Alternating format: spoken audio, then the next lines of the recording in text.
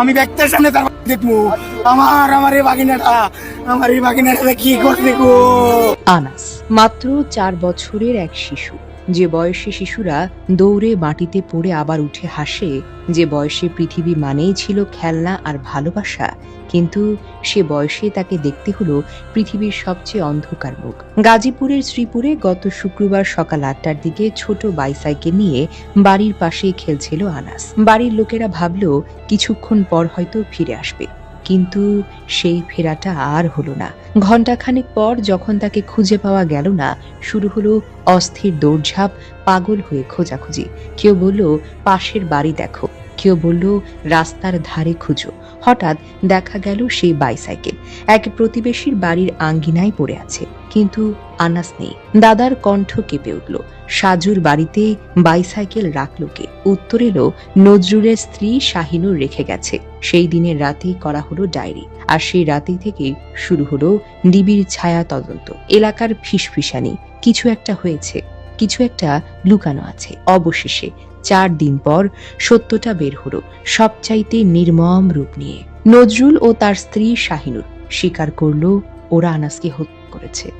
তারপর প্রথমে শিশুটিকে সেফটি ট্যাঙ্কের ভেতরে ফেলে রেখেছিল, ভাবছিল কেউ হয়তো বুঝবে না।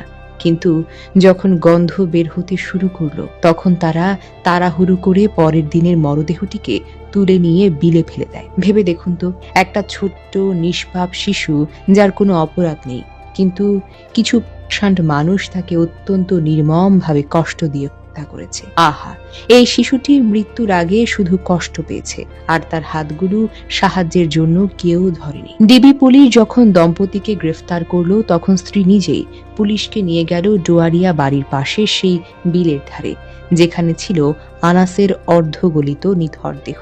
বিলের পানি যেন সেদিনও থেমে গিয়েছিল, আর ছোট হাত দুটো বাঁধা ছিল। কপালের ডান পাশে ছিল গভীর আঘাত। মুহূর্তে গ্রামের মানুষগুলো ভেঙে পড়ল। স্বজনদের আর্তনাদ আর এলাকাবাসীর কান্না মিশে যায়। এ যেন পুরো জায়গা স্তব্ধ হয়ে গিয়েছে। আকাশ বাতাস, প্রতিটি বাড়ি যেন শোকের আবরণে ঢেকে গিয়েছে। এলাকার মুখে একটাই প্রশ্ন, ওর কি দোষ ছিল? ও তো এখনো কিছুই বোঝে না। কেন তাকে হত্যা করা হলো? মানুষ কিভাবে হতে পারে এত নিষ্ঠুর?